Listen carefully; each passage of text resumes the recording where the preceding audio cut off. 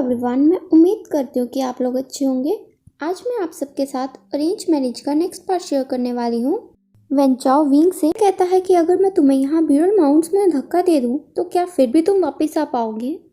जिस पे विंग बहुत ही ज़्यादा डर जाता है। विंग भयभीत था कि न जाने अब उसका क्या होगा। वहीं वेन चाओ और उसके सैनिक विंग को ब्यूरल माउंट्स के बीचों बीच खींचते हुए ले जाते हैं। वहीं वेन चाओ विंग की ओर देख के स्मक कर रहा था। उसे बहुत ही ज़्यादा खुशी हो रही थी विंग की ऐसी हालत देखकर।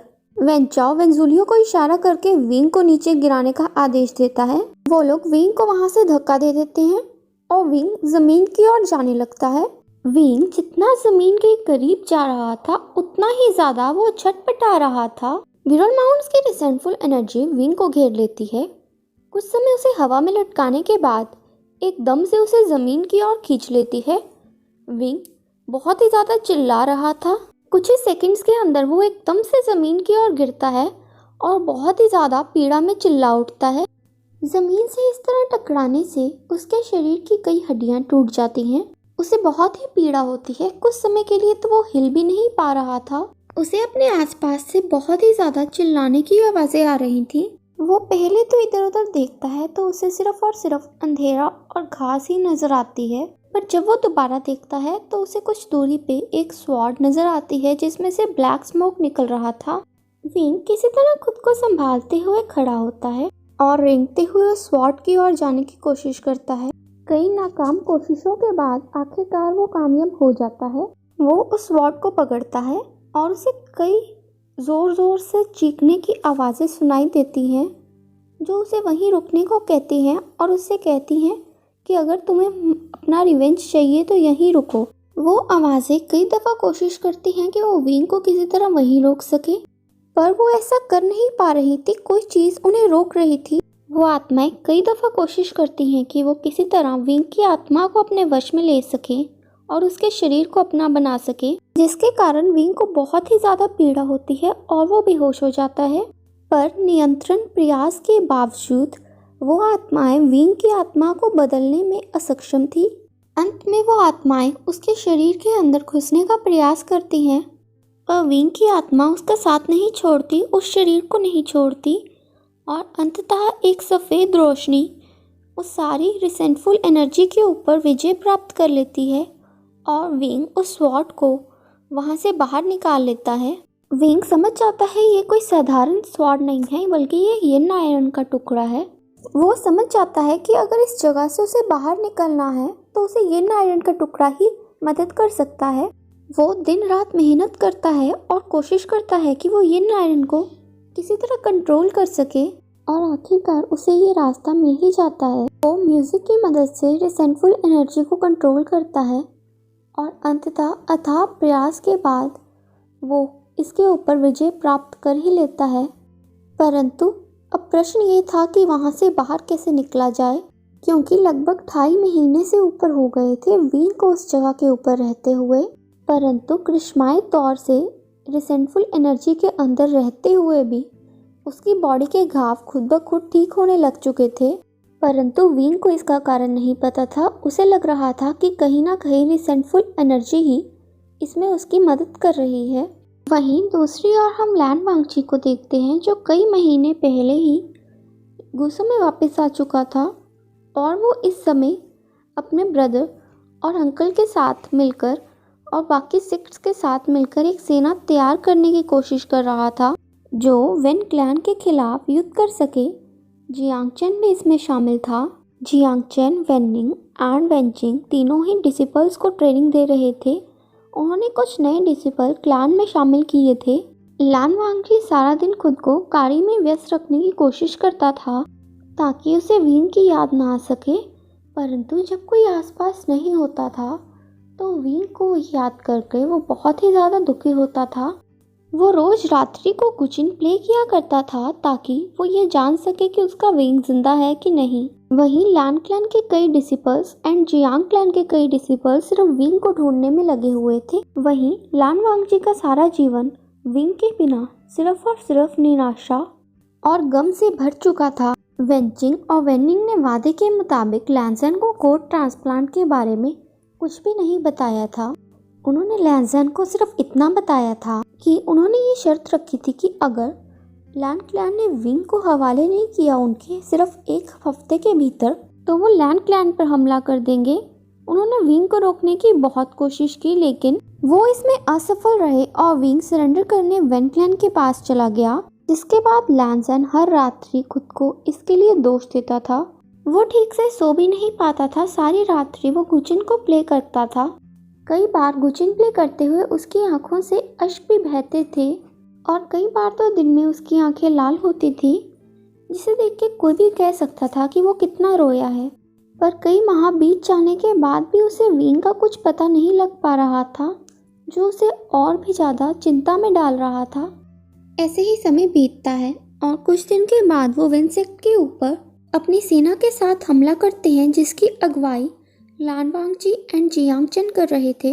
लान वांगजी की चाल से आज ये बताया जा सकता था कि उसका ऑरा कितना डार्क है और वो कितने गुस्से में है। लान वांगजी का चेहरा आज इमोशनलेस नहीं बल्कि गुस्से से भरा हुआ था। वो बहुत ही गुस्से में उनकी ओर देखता है और उनको अपने घुटनों में बैठने का आदेश देता है। वो उनसे पूछता है कि विंग कहाँ है, परंतु जब वो उत्तर देते हैं इस बात का, तो उसे सुनकर तो लान वांगजी एंड जियांगचन दोनों के पैरों तले से ज़मीन ही खिसक जाती है। वो लोग उन सभी सिपाहियों को मृत्यु के घाट उतार देते हैं। वहीं लैंड क्लैन के कुछ डिसिपल्स को लैंड फॉरेन की स्वॉर्ड वेंग क्लैन के सोल्जर्स के पास मिलती है। लान वांगजी उस स्वॉर्ड को अपने हाथों में लेता है। जियांगचन भी उस स्वॉर्ड की ओर देखकर बहुत ही ज़्यादा चिंता में आ चुका था।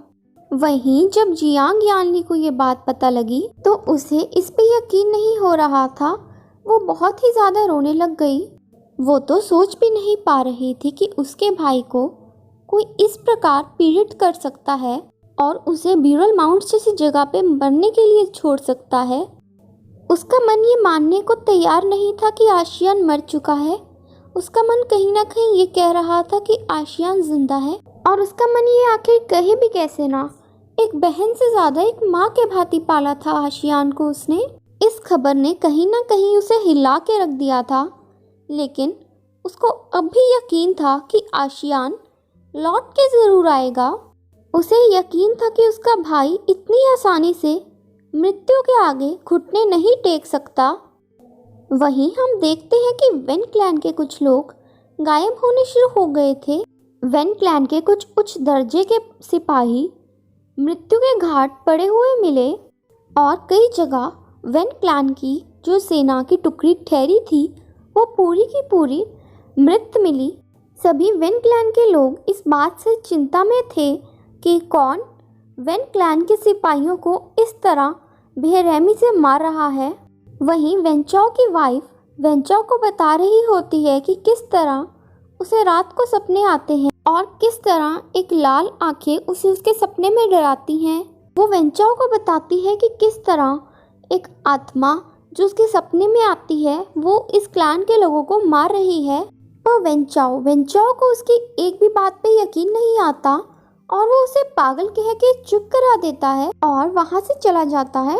वेंचाओ की वाइफ वेनलिंग जाओ वेंचाओ से बहुत ही ज़्यादा विनती करती है कि उसे अकेला छोड़ के ना जाए, क्योंकि उसे बहुत ही ज़्यादा भय लग रहा है।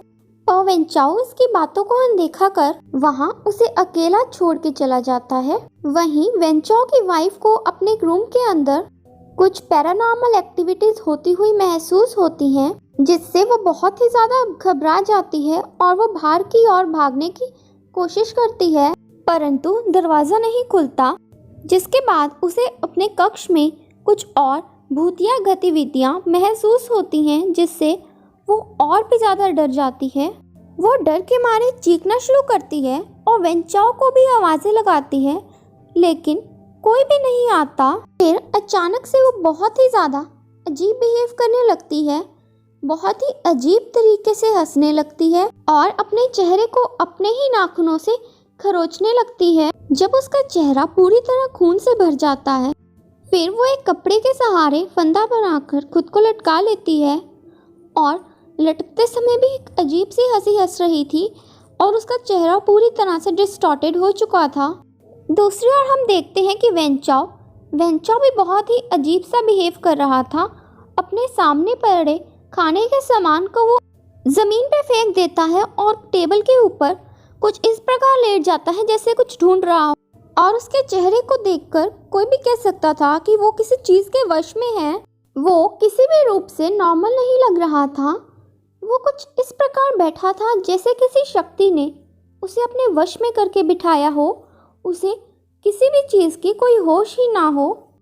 फिर वो दरवाजे की ओर बहुत ही अजीब तरीके से घूरने लगता है।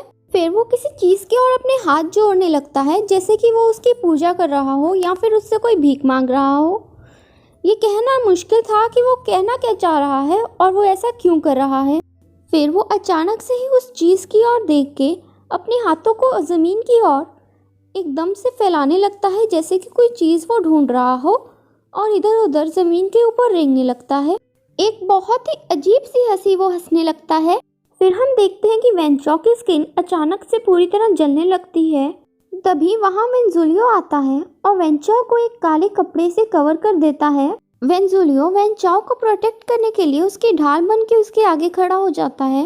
तभी एक काले और लाल वस्त्र पहने हुआ शख्स अपने हाथों में बांसुरी लिए चला आ रहा था। वो शख्स वेंजुलियो के ठीक सामने आकर खड़ा हो जाता है और वो शख्स कोई और नहीं विंग था। विंग वेंजुलियो से कहता है, मैं तुम्हें जिंदा छोड़ सकता हूँ अगर तुम वेंचाओ को यहाँ छोड़ के चले जाओ। ये फैसला आज तुम्हारा होगा कि तुमने आज वेंस का एक वफादार कुत्ता बन के मरना है या फिर यहाँ से अपनी जान बचा के भागना है। जिस पे वेंजुलियो उत्तर देता है कि वो अपनी वफादारी नहीं छोड़ेगा। विंग एक डेविल स्मग करता है और अपनी बांसुरी को अपने होठों के ऊपर लेके आता है। वो वेंचाओ की ओर देखता है और एक स्मग करता है। वो वेंचाओ से कहता है, वेंचाओ ध्यान से देख लो, आज तुम्हारा ये वफादार कुत्ता ही तुम्हारी जान लेगा।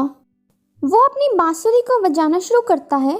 उसकी बांसुरी में से एक ब्लैक स्मोक निकलने लगता है जो कि वेंजुलियो के ऊपर हमला करता है और उसके गोल्डन कोर को डिस्ट्रॉय कर देता है। जल्द ही वो पूरी तरीके से वेंजुलियो के ऊपर कब्जा पा लेता है और वो वेंजुलियो की स्वॉर्ड से ही वेंचाओ की जान ले लेता है, जिसके बाद वेंजुलियो को वो उतने ही होश में छोड़ देता है। वेंजुलियो को जब ये रियलाइज होता है कि उसने अपने ही मास्टर की अपने ही हाथों से जान ले ली है, तो वो बहुत ही गुस्से में विंग के ऊपर बिना गोल्डन कोर के ही हमला करने लगता है। पर विंग एक बार फिर से बांसुरी की धुन बजाता है और वेंजुलियो को हिलने से भी रोक लेता है। वो वेंजुलियो से कहता है, क्यों देख ली मेरी शक्ति? तुम तो कहते थे कि तुम कभी वफादारी नहीं छोड़ोगे। इन वेंस की वफादारी तुम अपनी जान दे के भी करोगे। आज अपने ही हाथों से उसकी जान ले ली। ये है मेरी पावर, देख लो। और अब तुम अपनी ही जान लोगे अपने ही हाथों से, क्योंकि यही है विवुशियान की पावर। नहीं, मुझे तो तुम्हारा शुक्रिया करना चाहिए।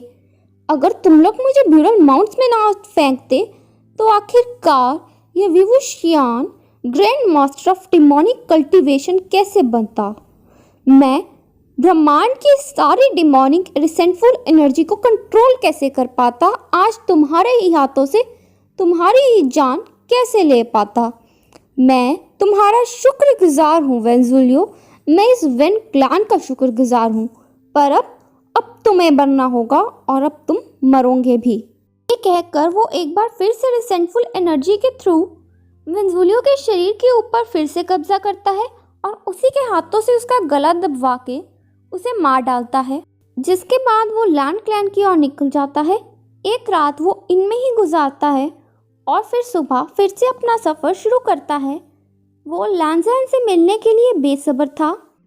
अगली सुबह 11 बजे वो लैंड क्लैन में पहुंच जाता है।